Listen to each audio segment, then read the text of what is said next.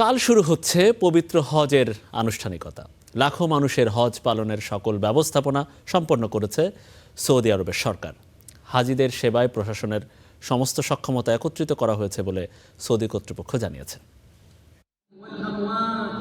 পবিত্র কাবা শরীফের সামনে প্রার্থনারত হাজিরা, তারা হাজির হয়েছেন মহান আল্লাহর সান্নিধ্যে। সাধারণত হজের বেশ কদিন আগেই মক্কায় পৌঁছান মুসল্লিরা। হজের আনুষ্ঠানিকতা শুরুর আগে প্রার্থনা ও বিভিন্ন পবিত্র স্থানে পরিদর্শন করে সময় পার করেন তারা। মধ্যপ্রাচ্যে যুদ্ধের কারণে এবার হজ যাত্রীদের মনে নানা অনিশ্চয়তা উকি দিয়েছিল। সেই পরিস্থিতিতেও আশা ধরে রাখার কথা জানিয়েছেন মক্কায় হাজির হওয়া মুসল্লিরা।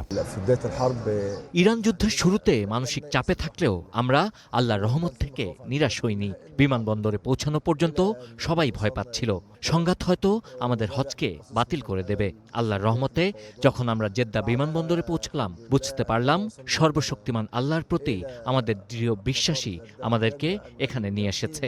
ইনশাআল্লাহ এই হজে তিনি আমাদের ওপর তার রহমত বর্ষণ করবেন। আল্লাহর রহমতে আমাদের মধ্যে এখন কোনো দুশ্চিন্তা নেই।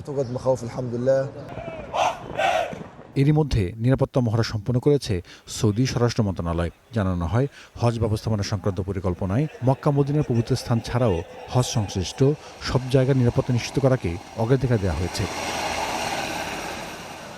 চলতি মৌসুমে হজ পালন করছেন ২০ থেকে ৩০ লাখ হাজি, যা বিশ্বের বৃহত্তম ধর্মীয় সমাবেশ।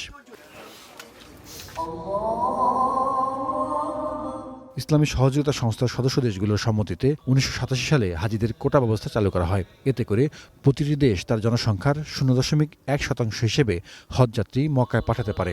সেই হিসেবে এবার বাংলাদেশ থেকে ১৬৩টি ফ্লাইটে পবিত্র হজ পালনে সৌদি গেছেন ৬৩,৫০০ মুসল্লি। Zahidur Rahman, star news.